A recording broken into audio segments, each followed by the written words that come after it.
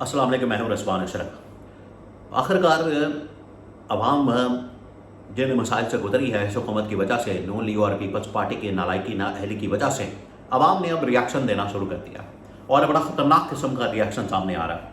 इस लेवल का रिएक्शन सामने आ रहा है, उसको जस्टिफाई तो नहीं किया जा सकता, लेकिन रिएक्शन तो है पब्लिक का, अवाम का, या फिर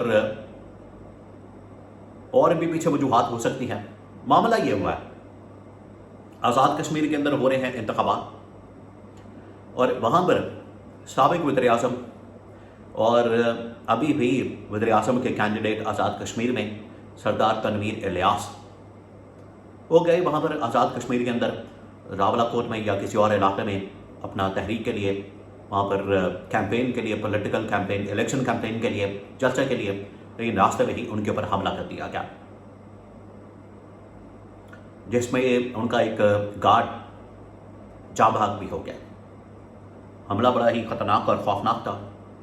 इसके बारे में कुछ तफसीलात मेरे पास मौजूद है, वो आपके साथ मैं शेयर करता हूँ। दूसरा ये कि बिलावल भुट्टो वहाँ पर पहुँचा, बिलावल ने भी किसी तरीके से बड़े ही कंट्रोल्ड माहौल के अंदर अपना जलसा किया और अब आगे मरियम नवाज शरीफ और बाकी लोगों की जानिब से एक्सपेक्टेड है कि वो भी पहुँचेंगे।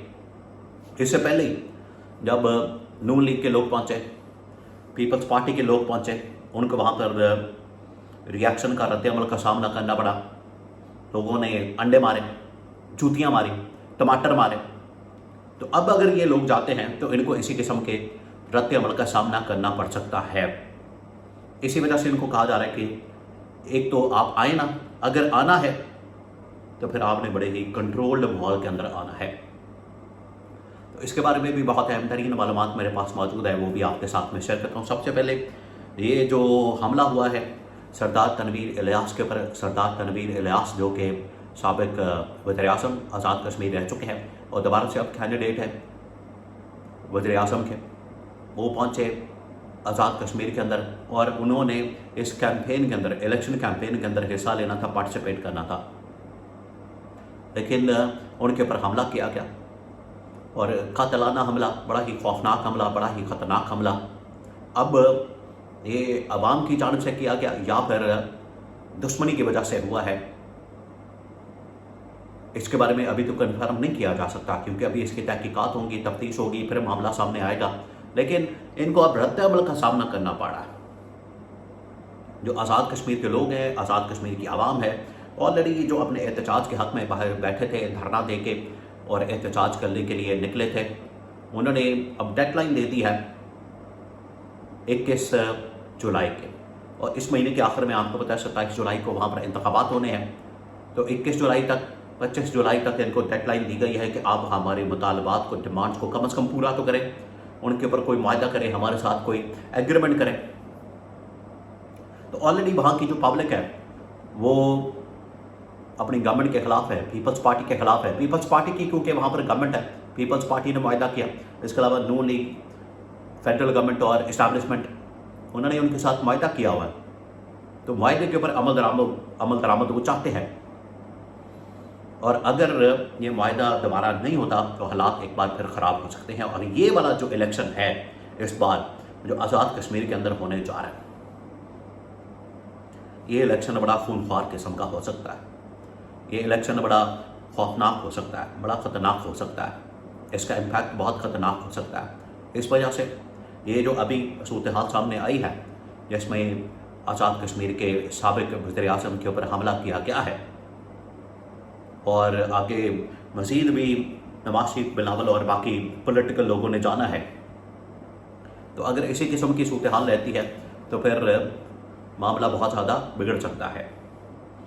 और इनको अब एक किस्म की अल्टीमेटम वार्निंग जारी कर दी गई है कि अगर आप जाएंगे तो फिर आपने अपने सर पर जाना है, अपने बलबूते पर जाना है, अपने तमाम के तमाम जो सिक्योरिटी प्रोटोकॉल है उनको पूरा करके जाना है, वरना हालात बहुत ज़्यादा बिगड़ चुके हैं। ये इनको वार्निंग दे दी गई है, इनको बता दिया गया। तो ये अब इनके ऊपर डिपेंड करता है। दूसरा, इस तरह के वाक़यात पहले भी हुए हैं। अब देखिए, अवाम का रिएक्शन तो किसी भी सूरत में सामने आ सकता है, जो इन लोगों ने अवाम के साथ किया। अब जो इन लोगों ने बोया वो काट रहे हैं, जो इन्होंने अवाम के साथ किया है, अवाम इनके साथ वही कुछ कर रहे हैं, तो इन्हें अब खमियाजा भुगतना पड़ रहा है और इन्हें अब रद्द अमल का सामना करना पड़ा। इससे पहले नून लीग के राजा फारूक हैदर और बाकी लीडरशिप वहाँ पर पहुंची, उनके ऊपर अंडे मारे गए, लोगों ने अंडे मारे।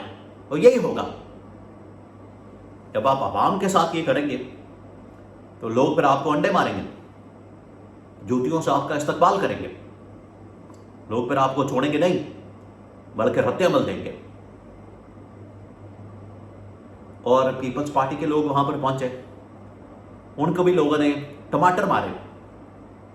तो ये बड़ा सख्त किस्म का रिएक्शन सामने आ रहा है। अभी देखिए, ये आजाद कश्मीर के अंदर मामला है, आप मेरी बात नोट कर लें, आप आज नोट कर लें, इस बात को जहन में रखें कि पाकिस्तान के अंदर किसी सूबे के अंदर, किसी इलाके के अंदर अगर इलेक्शन आता है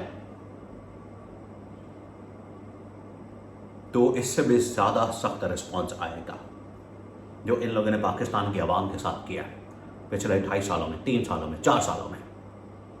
इससे भी ज्यादा सख्त रद्द अमल आएगा।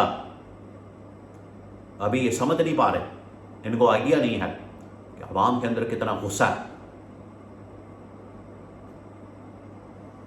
ये तो इन्होंने इमरान खान को जेल में रखा हुआ है, इमरान खान की कॉल बाहर आती नहीं, पीटीआई लीडरशिप उसके ऊपर अमल दरामद करती नहीं अगर कॉल आती भी है, वरना आवाम तो तैयार बैठी हुई है कि हमें को लीड करे, कॉल दे, एहतजाज करे ताकि हम बाहर निकलें।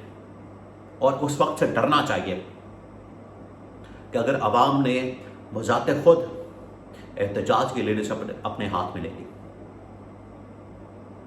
अगर इन्होंने ये एहतजाज खुद अपने हाथ में ले लिया, करना शुरू कर दिया, तो वो फिर बहुत ही खतरनाक दिन होगा, उसके फिर बड़े खतरनाक नतीजे निकलेंगे।